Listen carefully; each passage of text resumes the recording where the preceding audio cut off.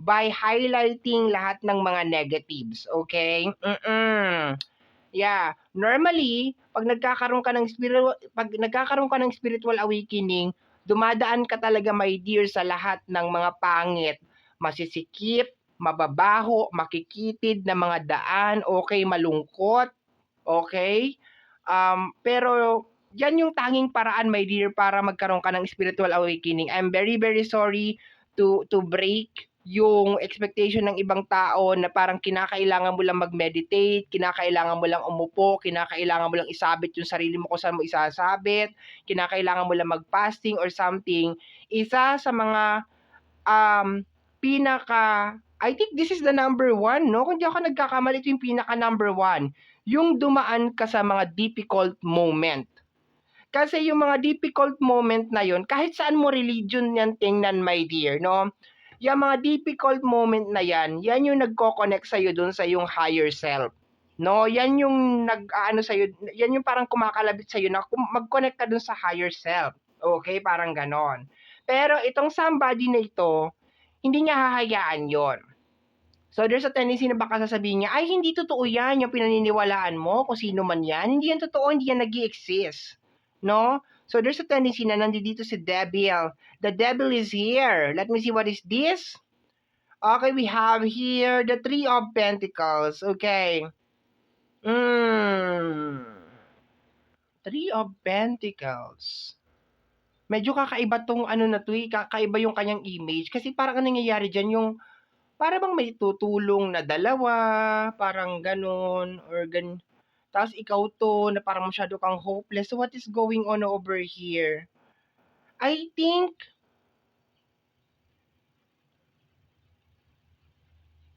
parang deceiving, ay hindi, wala akong tiwala dito sa dalawa na to. Itong dalawa na to, wala akong tiwala sa kanila. No, sa moment na to, habang habang tinitingnan ko to, my dear, wala akong tiwala sa dalawa na yan. It's just more on parang, ano sila, is more on parang deceiving na energy, na parang tutulong, parang nag-a-act na tumutulong pero hindi naman. Yun ang nakukuha ko dito. It's more on parang, nabanggit ko na to sa ibang mga reading ko eh. Yung mga typical na mga tao na parang tutulong sila kunwari, pero ang ginagawa nila is inaatake talaga nila yung utak mo. Yung parang ganon, yung para bang basta dinidetach ka nila sa ibang ano, medyo ano to, kasi may kinalaman sa spiritual awakening, madugo tong paliwanagan na ito, dai, no? So ang sasabihin ko lang dito, my dear, is be careful ka sa mga tao na parang idinidetach ka talaga sa usapin ng spiritual.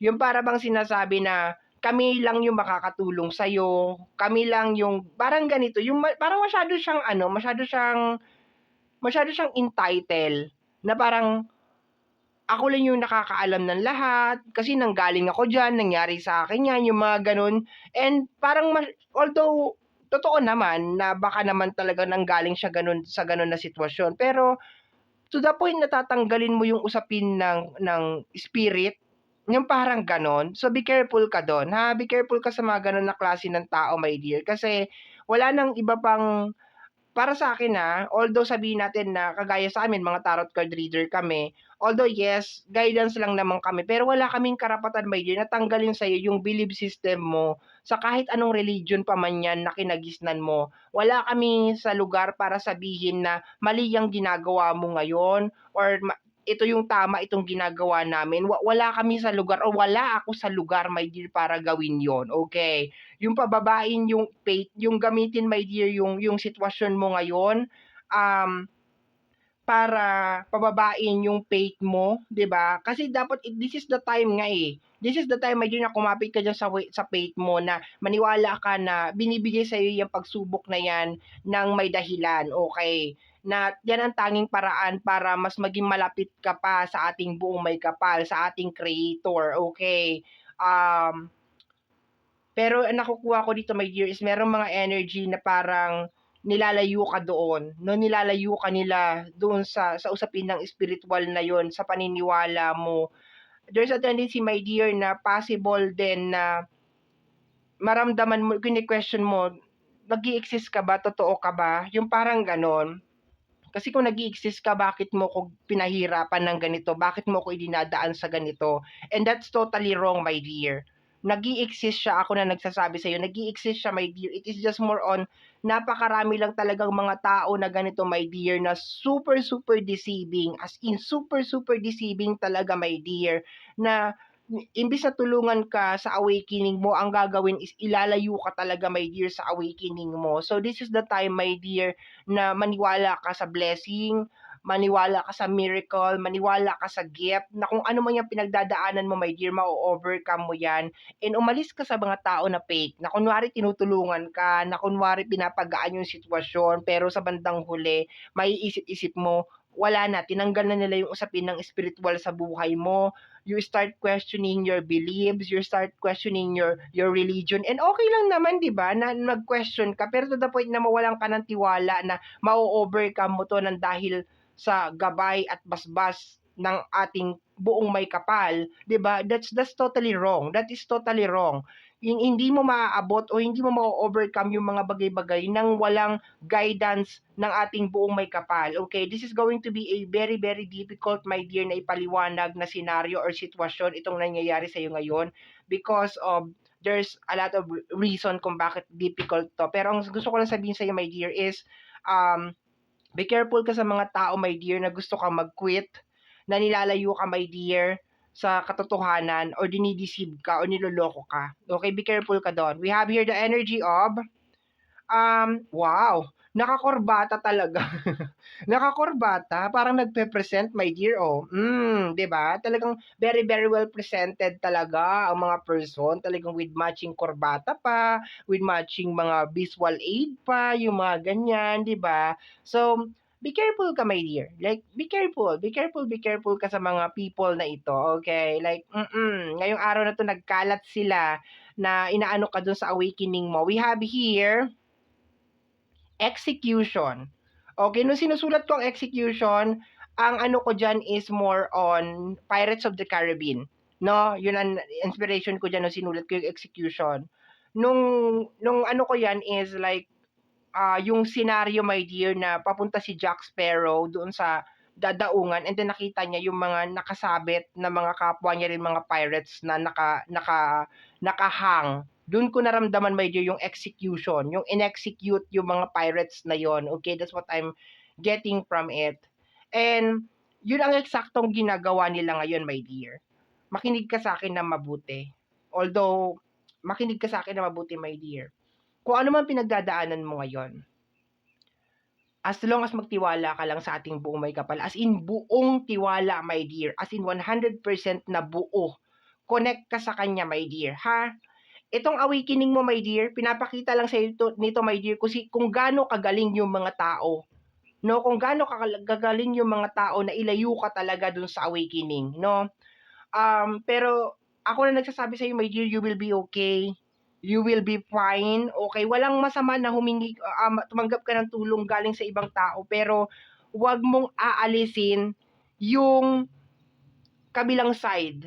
Lalo na kung yung mga tao sinasabi, ay wala namang ganyan, wala namang ganito, wala namang ganyan. Hindi naman yan totoo. Ikaw, my dear, totoo, ay, ang hirap ipaliwanag nito, my dear. As in, ang hirap.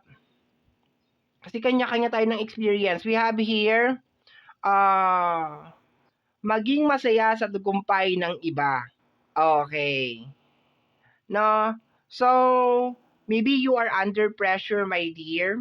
Baka nararamdaman mo na napag-iiwanan ka na ng iba, na para bang, 'di ba? Maging masaya ka, my dear. Kung naging successful na sila, okay na yung mga buhay nila, maging ano ka, maging masaya ka para sa kanila kasi kanya-kanya naman tayo ng season, my dear. No, kanya-kanya tayo ng season. You don't need to. At saka sa usapin ng spiritual, isa lang ang napansin ko, my dear. Itong pag-quit, itong execution, hindi to nangyayari na parang sinusugod ka ng kalaban mo sa likod. Hindi to ganon. Sa usapin ng spiritual, ito yung typical na parang ano siya, let's just call it psychological warfare, okay?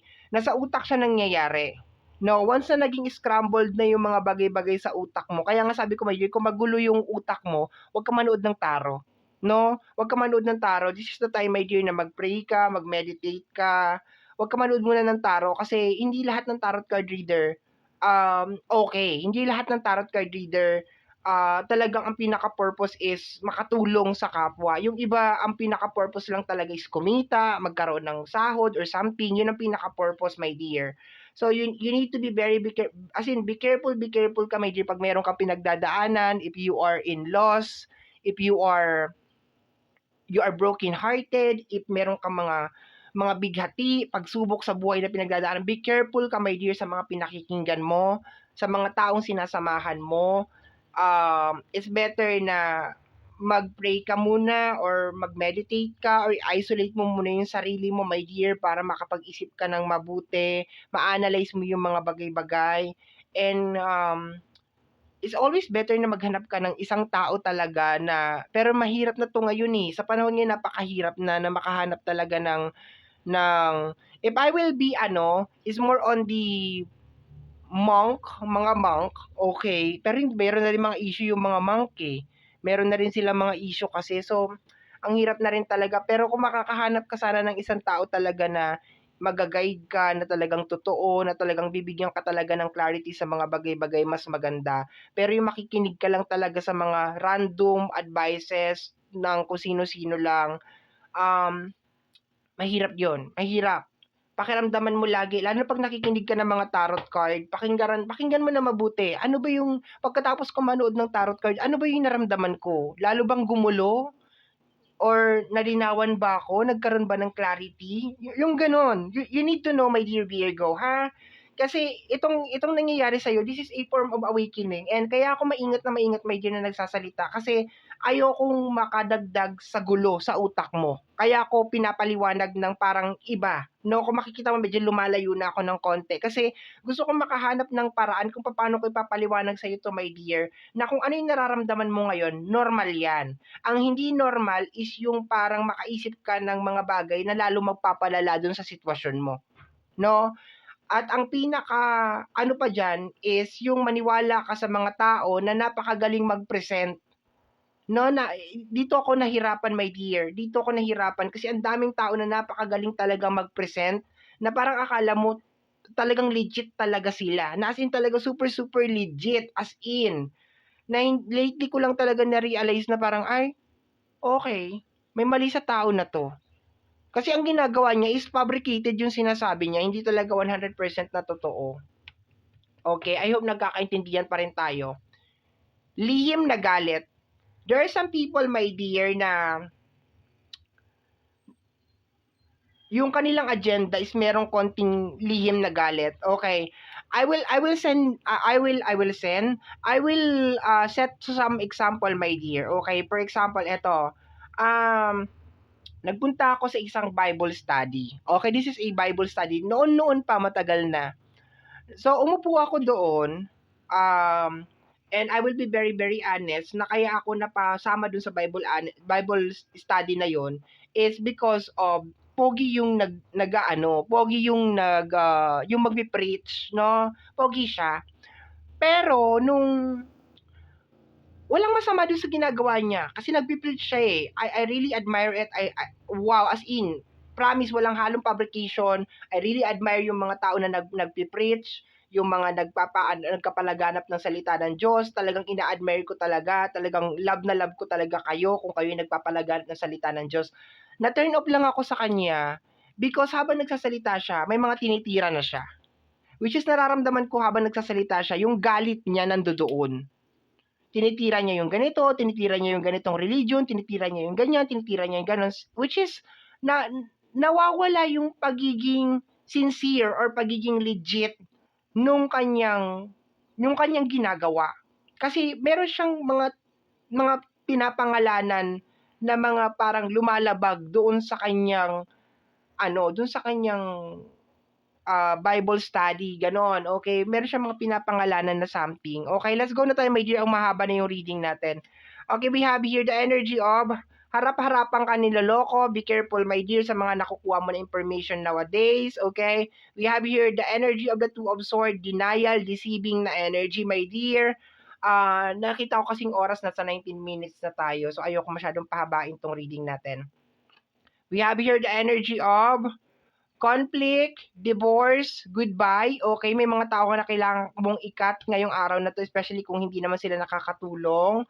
If they are just receiving, they're just giving toxic energy. We have your energy ng you're turning into, you turn pain into gain. Okay, ito yung pinakamaganda dito na explanation. Yung pain na nararamdaman mo ngayon, you turn it into gain. Ibig sabihin, no pain, no gain. Yun lang yun, my dear. Okay, we have your energy ng unfriend. Okay, meron ka talaga mga i-unfriend ngayong araw na ito. And meron ka ditong fake smile. Yes, just be careful, my dear. Nagkakaroon ka ng awakening ngayon. So definitely, meron mga tao talaga na i-attack ka at pipilitin ka talaga na guguluhin ka talaga. So be careful, my dear. Basta ako sasabihin ko sa iyo, my dear, yung sitwasyon mo ngayon, okay yan. Yan ang isa sa mga daan para magkaroon ka talaga ng awakening. Walang ibang daan kung hindi yan lang.